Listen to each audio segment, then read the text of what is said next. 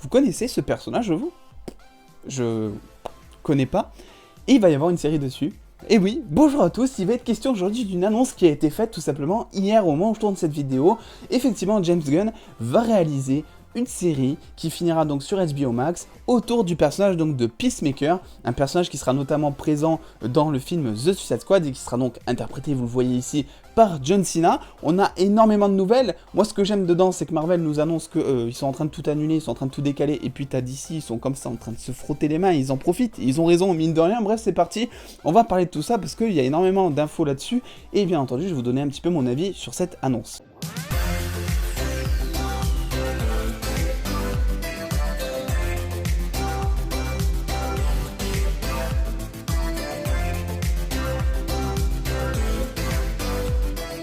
Allez, on perd pas de temps, on part directement du côté donc du Hollywood Reporter, là où le communiqué a été fait hier au moment où je tourne cette vidéo. Et effectivement, James Gunn va réaliser une série autour de Peacemaker, qui sera donc interprété par John Cena. John Cena, qui est un acteur que j'aime mitigé, on va dire. J'aime bien son rôle de catcheur, j'aime un peu moins son rôle d'acteur, en tout cas dans les films où j'ai eu l'occasion de le voir, on va dire.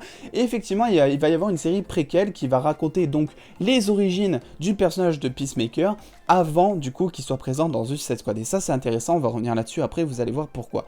Du coup, ce qui se passe, on a plein de détails. Déjà, on sait que HBO Max a donné un ordre de commande, a commandé du coup à Warner et entre autres à James Gunn 8 épisodes d'un coup, donc une saison. Ce qui est assez particulier, et ce qui veut dire qu'ils ont assez confiance mine de rien, parce que généralement quand une chaîne, quand un SVOD commande une série, il commande déjà un premier épisode pour voir si ça plaît, pour tester un petit peu les audiences, pour faire des screen tests, des choses comme ça, et ensuite si ça fonctionne, ils disent bah vas-y on commande les autres épisodes. Là non, ils ont commandé une saison entière.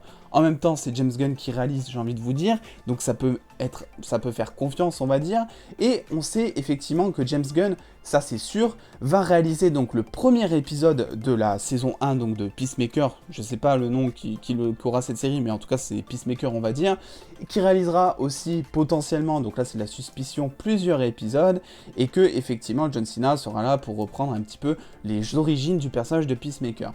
Concernant derrière les caméras, on sait donc que Peter Safran, qui est donc entre autres le producteur de The Conjuring, qui est le producteur aussi d'Aquaman, sera là en tant que producteur exécutif.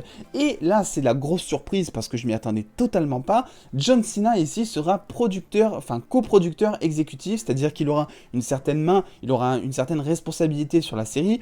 Il aura un petit peu son droit de veto, il ne sera pas que simple acteur, on va dire. Donc à ce niveau-là, j'ai hâte de voir, mine de rien, même si je suis pas fan de son talent d'acting, on va dire, parce que c'est un exercice dans lequel je l'ai pas encore vu exercer. Voilà, ça, c'est, on va dire, pour ce qu'il y a un petit peu derrière les caméras. Ensuite, effectivement, on connaît un petit peu l'objectif de cette série. Déjà, on sait que le tournage est prévu pour commencer début 2021, donc avant que James Gunn commence à travailler sur les Gardiens de la Galaxie 3, je crois qu'on en est au 3, c'est ça. Donc le but c'est de terminer le tournage avant que lui commence à travailler là-dessus, parce qu'on sait aussi, parce que James Gunn en ce moment c'est genre le mec à ne pas rater, hein, The Suicide Squad devrait sortir en salle donc le 6 août 2021. Donc là, on nous dit un petit peu, tout simplement, qui est ce personnage. Et d'ailleurs, j'aurais peut-être dû commencer par ça si vous ne connaissez pas. Le personnage de Christopher Smith, alias donc Peacemaker, est un homme qui croit en la paix à tout prix, quel que soit le nombre de personnes qu'il doit tuer pour obtenir. Donc en gros, c'est, on va dire, un justicier qui va se permettre de faire justice soi-même, tout en ayant ses propres moyens pour faire justice. Je pense que vous aurez compris ce que je veux dire par là. Ensuite, effectivement, des sources disent que le personnage s'est avéré être un favori parmi les dirigeants de Warner. Et là, quand j'ai vu ça, je me suis dit, qu'est-ce qui se passe? Warner part en couille totalement. Ça y est, je commence à péter un plomb, mais c'est exactement comme ça que j'étais hier soir. C'est-à-dire que je vous donnerai mon avis après, ça ira plus vite, parce que là, ça va être n'importe quoi sinon. Mais effectivement, si vous voulez, Peacemaker est un personnage qui est loufoque, qui est drôle. En tout cas, c'est comme ça qu'on nous vend le truc. Et effectivement, John Cena a décrit d'ailleurs, au moment du DC Fandom, a décrit son personnage donc de Peacemaker comme étant, on va dire, une espèce de Captain America low cost, qui est un petit peu abruti. Je suis pas en train de paraphraser, mais en gros, c'est ce qu'il a dit. Donc, à ce niveau-là, je me dis, ça peut être intéressant. Et on sait effectivement aussi que le genre de la série va être une série d'action /aventure /comédie. Donc je pense que le caractère de Peacemaker va être au centre de l'intrigue tout simplement. Et d'ailleurs, James Gunn nous dit un petit peu ce qu'il y a en fond du personnage justement, et nous donne un petit peu son impression dans un communiqué, vous allez voir c'est assez drôle. Peacemaker est l'occasion de se plonger dans les problèmes mondiaux actuels à travers l'objectif de ce super-héros slash super-vilain et slash le plus gros connard du monde. Voilà, donc ça peut être super intéressant, j'ai envie de vous dire. Après, effectivement, on sait que le film donc arrive, le film de Suicide Squad arrive donc en août 2021, et est-ce que le but justement ça serait pas de sortir donc la série autour de Peacemaker avant que The Suicide Squad arrive? Et ça c'est intéressant justement, parce que s'ils font ça, on sait que dans The Suicide Squad, il y a voilà, énormément de personnages, il y a un gros casting, je pense que vous l'avez vu, et potentiellement, faut pas être naïf, on sait qu'il y a quasiment la moitié des personnages dans ce film qui vont crever. Du coup, ce qui peut être intéressant, c'est que vu que Warner TV apparemment accorde énormément d'importance à ce personnage en particulier, déjà on peut se douter que d'une, il va pas mourir dans The Suicide Squad, et en plus ce qui est intéressant, c'est que si effectivement ils sortent la série avant que le film débarque au cinéma, ça va permettre de développer le personnage avec environ 8 heures de programme, parce qu'il y a 8 épisodes, on va dire 1 heure par épisode, un truc comme ça. Donc effectivement, ça va permettre de développer bien comme il faut le personnage, ce qui permettra déjà de laisser du temps d'écran dans Suicide Squad à d'autres personnages qui méritent du développement, voilà, parce que Peacemaker aura déjà été développé, donc moi je trouve ça intéressant. Et en plus, comme je vous l'ai dit, c'est un des favoris de Warner TV dans le simple cas finalement, qu'ils ont eu l'occasion de voir, on va dire, quelques extraits de The Suicide Squad, et qu'ils ont trouvé que apparemment le personnage de Peacemaker aurait un potentiel énorme et crèverait l'écran. Est-ce qu'il faut leur faire confiance? Je sais pas trop. Ce que je peux vous dire, c'est qu'en tout cas, ça change, on va dire, un petit peu du registre dans lequel on va se trouver avec DC. C'est vrai que DC, durant ces 10 dernières années, là, il commence un petit peu plus à se rapprocher du format Marvel, on va dire, en termes de ton. Mais c'est vrai que DC, de base, c'est quelque chose d'hyper noir, d'hyper avec voilà, des choses très dark, des choses un petit peu ténébreuses. Et là, j'ai l'impression qu'avec cette série, l'intention est de toujours se rapprocher un petit peu du ton un petit peu MCUien, on va l'appeler Marvelien comme vous voulez, donc rajouter un petit peu d'humour avec un fond peut-être de violence, je ne sais pas. Mais en tout cas, c'est ça leur but.